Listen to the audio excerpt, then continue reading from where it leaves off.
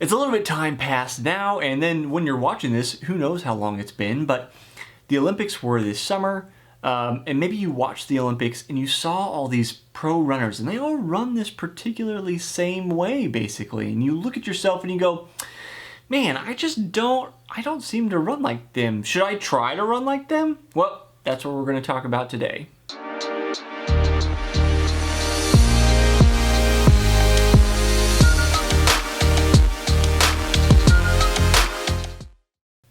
Running form can be a pretty hotly debated topic.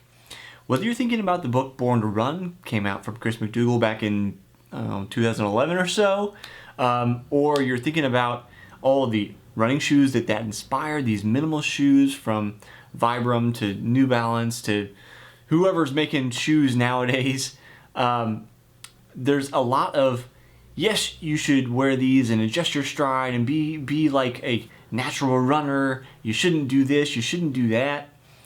There is some efficacy to these things, and I believe in them in a large part, but there are some reasons that maybe you shouldn't change your running form, and I want to cover those today.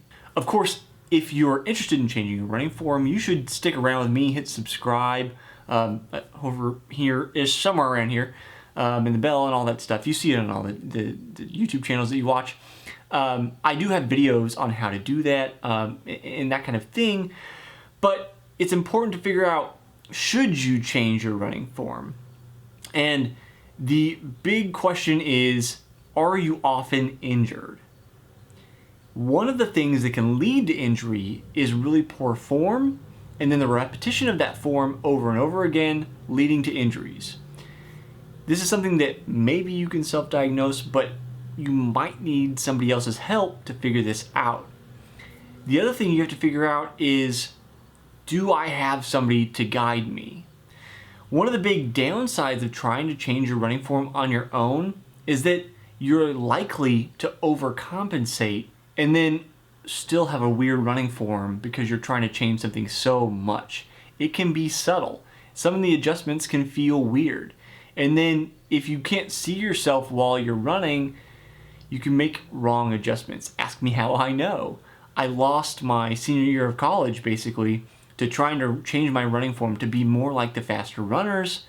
You know, I was already running high 15-minute kind of 5K, and I was trying to get down to 15:30 that year, and I ended up with a stress fracture, or pre-stress fracture, that actually lasted even longer than the regular stress fracture, and basically tore up my entire indoor and outdoor track seasons.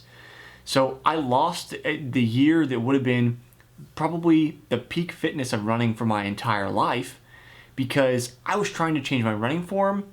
My coaches, albeit very good athletes themselves and good coaches in terms of knowing how to structure performance kind of workouts, didn't really know how to help me run more economically. It wasn't until later when I met Barb Lindquist, former pro triathlete, 2004 Olympian, that she helped me actually change my form for the better under her guidance. So if you don't have somebody to guide you, it can be a little more tricky.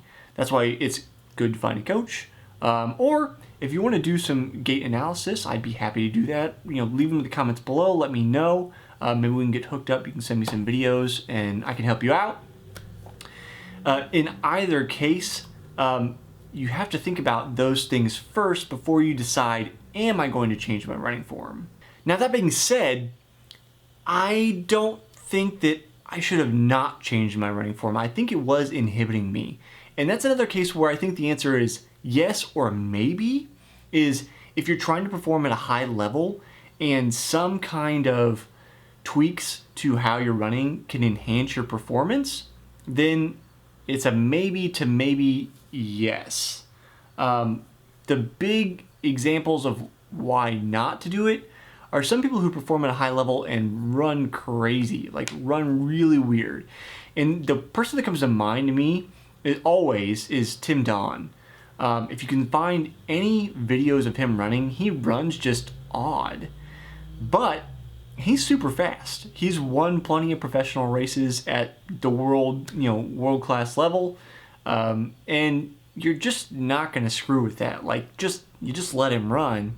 If he's not getting injured, he's performing at a high level, you just leave him alone.